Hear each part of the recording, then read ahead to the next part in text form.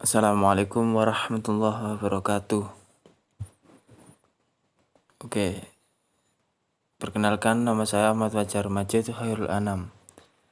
Eh, pada kali ini saya akan membahas tentang hadis marfu, mauquf, dan maqtu. Oke, langsung saja untuk yang pertama, yaitu hadis marfu. Hadis marfu adalah hadis yang disandarkan kepada Nabi, mulai dari perkataan, perbuatan, dan takrir, baik bersambung sanadnya ataupun tidak. Jadi kalau secara lugot marfu itu kan diangkat ya, atau bisa dimajukan atau bisa yang diambil. Banyak wis kalau secara lugat. Jadi ini secara istilahnya gitu. Para ulama juga banyak yang mendefinisikan. Jadi nggak saya masukkan ke materi saya karena banyak sekali ini ulama. Ada seorang ulama mengatakan hadis marfu yaitu sesuatu yang disandarkan kepada Nabi secara khusus, baik berupa perkataan, perbuatan, atau takrir. Ada lagi hadis marfu yaitu hadis yang dipindahkan dari Nabi SAW dengan menyandarkan dan mengangkat atau merofakkan kepadanya. Jadi banyak ya pendapatnya para ulama. Ini saya mengambil intinya saja. Oke, kemudian di sini selanjutnya ya, pembagian hadis marfu. Secara garis besar itu dibagi dua. Yang pertama ini hadis soreh atau hakiki, yaitu hadis yang tegas dikatakan oleh seorang sahabat bahwa hadis tersebut didengar, dilihat atau disetujui Rasulullah. Di hadis marfu soreh itu yang benar-benar dari Rasulullah gitu, jelas gitu. Oke. Hadis sore ini dibagi 3 lagi. Banyak pembagian. Yang pertama hadis marfu qauli hakiki. Di sini juga ini contohnya hadis yang disandarkan pada Nabi SAW berupa sabda beliau, yakni dalam bentuk beritanya dengan tegas dinyatakan bahwa Nabi telah bersabda, dari Umar bin Khattab radhiyallahu anhu berkata, saya telah mendengar Rasulullah bersabda, Allah tidak menerima sholat dari seseorang yang tidak dalam keadaan suci dan tidak menerima sedekah dari tipu daya. Jadi ini ini jelas ya, benar-benar jelas dari Rasulullah. Namanya qauli hakiki. Oke, selanjutnya yang kedua dari pembagian yang sore tadi ya, yang jelas tadi. Hadis marfu fi'li hakiki. Ini fi'li ya. Yang tadi kan qauli. Berarti qauli hakiki, yang sekarang fi'li hakiki. Itu marfu yang tegas menjelaskan perbuatan. Yang tadi ucapan, yang sekarang perbuatan. Dari Aisyah radhiyallahu berkata, Nabi SAW pada waktu subuh masih dalam keadaan hadas junub. Kemudian beliau mandi janabah dan pergi sholat subuh. Saya mendengar bacaan beliau dan beliau pada waktu itu dalam keadaan puasa. Jadi ini jelas ya perbuatan fi'liyah Nabi Muhammad SAW. Oke, lanjut. Ketika hadis marfu sore takriri hakiki. Jadi ini takrir itu ketetapan gitu ya. Jadi hadis marfu yang menjelaskan tentang perbuatan sahabat. Contohnya Ibnu Abbas radhiyallahu an berkata, kami sholat 2 rakaat setelah terbenam matahari, sedangkan beliau Rasulullah melihat kami dan beliau tidak memerintahkan kami untuk mencegahnya. Jadi boleh ya, seperti kan saya pernah dengar cerita guru saya, seperti tahlil itu kan dulu sahabat ada yang tahlil terus kemudian beliau itu melihat tapi tidak memerintahkan atau mencegahnya. Jadi gitu. Kemudian ini yang terakhir ya dari marfu soreh. Dan yang kedua marfu marfu hukmi, hadis marfu hukmi. Jadi marfu hukmi hadis yang isinya tidak terang, beda-beda tipis ya sama yang pertama tadi, sama hadis marfu yang pertama tadi yang yang soreh tadi ya, hadis marfu soreh, beda-beda tipis lah. Tapi yang hukmi ini tidak terang, akan tetapi dihukumkan marfu karena pasti ya, sudah pasti ada korenahnya. Sebagaimana hadis marfu hakiki, hadis marfu hukmi juga dibagi 3. Itu yang pertama hadis marfu qauli hukmi, yaitu hadis yang tidak secara tegas disandarkan kepada Nabi tentang sabdanya, tetapi kerofaannya dapat diketahui karena ada korena tadi, hubungan keterangannya, bahwasanya itu benar-benar dari Rasulullah. Jadi ini tidak terang tapi ada korenahnya, bahwasanya hadis ini berasal dari Nabi. Contohnya Bilal telah dari Anas radhiyallahu anhu, Bilal telah diperintahkan untuk mengucapkan lafaz-lafaz pada azan secara genap dan pada iqamah secara ganjil. Maaf, salah ketik ya. Jadi Bilal telah diperintahkan untuk mengucapkan lafaz-lafaz pada azan secara genap dan pada iqamah secara ganjil. Nah itu kauli hukmi, ucapan ya, kaul ya, sama seperti yang awal tadi yang sore. Kemudian yang kedua yaitu hadis marfu fi'li hukmi. Itu hadis fi'li yang tidak disandarkan kepada Nabi SAW, tapi ada korenanya tadi, sama lah. Yaitu dari Ibnu Umar radhiyallahu anhu, kata kami pada zaman Rasulullah SAW berwudu bersama kaum wanita di bejan yang satu. Bejan itu kayak ya tempat kayak jedingan loh. Jadi ini fi'liyah ya. Hadisnya tidak disandarkan kepada Nabi, tapi ini ada korenahnya, bahwasanya ini sudah jelas ada hukumnya dari Nabi gitu loh. Wis pokok itulah. Terus yang ketiga itu hadis marfu takriri hukmi. Ini ketetapan ya, sama seperti yang pertama tadi.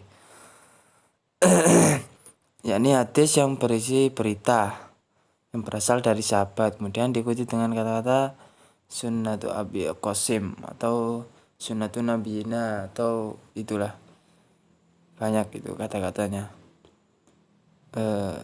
Contohnya dari ini dari Uqbah bin Amir al-Jawani. Bahasanya dia menghadap ke Umar bin Khattab setelah dia berpergian dari Mesir. Umar bertanya, "Sejak kapan kamu tidak melepaskan sepatu hufmu?" Kemudian Uqbah menjawab, "Sejak Jumat sampai hari Jumat." Seminggu berarti. Kemudian Umar berkata, "Kamu sesuai dengan sunnah." Ini takrirnya itu kamu sesuai dengan sunnah. Oke, kemudian selanjutnya dari pembagian hadis yang pertama tadi, hadis marfu kan yang pertama. Kemudian yang kedua ini belum. Ini kehujahan hadis marfu. Jadi hadis marfu ada juga yang sahih dan hasan dapat dijadikan hujah, sedangkan hadis marfu yang dhaif boleh dijadikan hujah hanya dengan menerangkan fadhailul amal. Jadi kalau hadis marfu sahih, hasan dapat dijadikan hujah. Kalau yang marfu yang dhaif boleh, asalkan hanya untuk menerangkan fadhailul amal. Oke. Itu yang kedua, hadis mauquf, yaitu suatu perkataan atau perbuatan atau takrir yang disandarkan kepada seorang sahabat Nabi Shallallahu Alaihi Wasallam, bagi yang bersambung sanadnya kepada Nabi ataupun tidak bersambung. Jadi mauquf ini bukan bahasa Indonesianya wakaf ya, berhenti ya, mauquf. Jadi seolah-olah perawi itu menghentikan hadis pada sahabat gitu. Jadi langsung guys ke contoh-contohnya biar enak. Mauquf qauli, seperti perkataan seorang perawi. Telah berkata Ali bin Abi Thalib. Ali bin Abi Thalib berkata, "Berbicaralah kepada manusia dengan apa yang mereka ketahui. Apakah kalian ingin mereka mendustakan Allah dan Rasulnya?" Jadi ini qaulnya Ali bin Abi Thalib gitu ya. Kemudian yang kedua, mauquf fi'li, seperti perkataan Imam Bukhari. Ibnu Abbas menjadi imam sedangkan dia hanya bertayamum. Ini yang fi'li. Jadi Ibnu Abbas itu ngimami, tapi dia itu ndak uduk, dia bertayamum. Ini hanya sampai pada perawinya saja ya, mauquf fi'li. Kemudian mauquf takriri, seorang tabi'in, "Aku telah melakukan demikian di depan seorang sahabat dan dia tidak mengingkari atasku." Jadi sama ya seperti yang awal tadi, yang hadis marfu tadi. Sahabat melihat seorang tabi'in ini melakukan sesuatu apa gitu, tapi sahabat tidak mengingkari. Sama pokoknya kayak hadis marfu, tapi hadis marfu itu kan dari Rasulullah, kalau ini dari terputus gitu sampai perawi saja sahabat gitu. Oke. Hadis mauquf sanadnya itu ada juga yang sahih, hasan atau dhaif. Hadis mauquf adalah tidak boleh dipakai berhujjah dalam beragama. Jadi hujahnya tidak boleh dibuat hujah ya hadis mauquf. Karena terputus itu ya sananya. Tapi ada juga nanti di pembahasan lain itu hadis mauquf bisa menjadi hadis marfu itu gimana gitu, ada. Jadi kalau pembahasan lebih dalamnya lagi ada.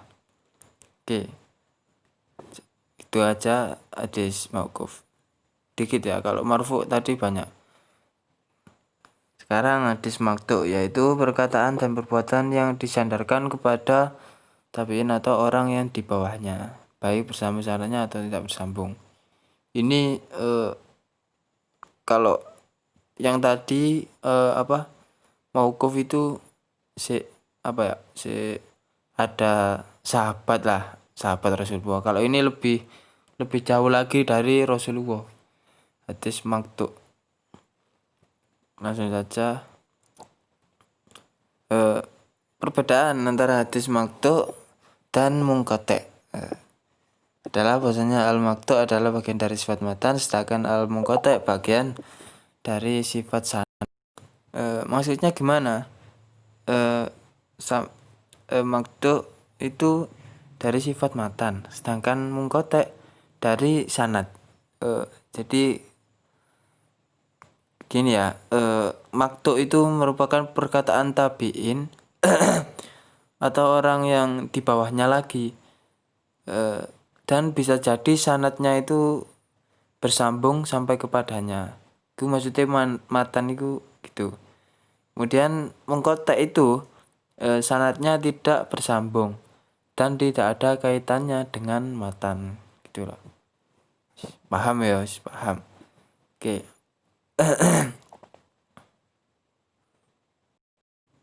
Jadi sebagian ulama hadis seperti Imam Syafi'i, Imam Tabrani menamakan al-maqtu dengan al-munqati' yang tidak bersambung sanadnya.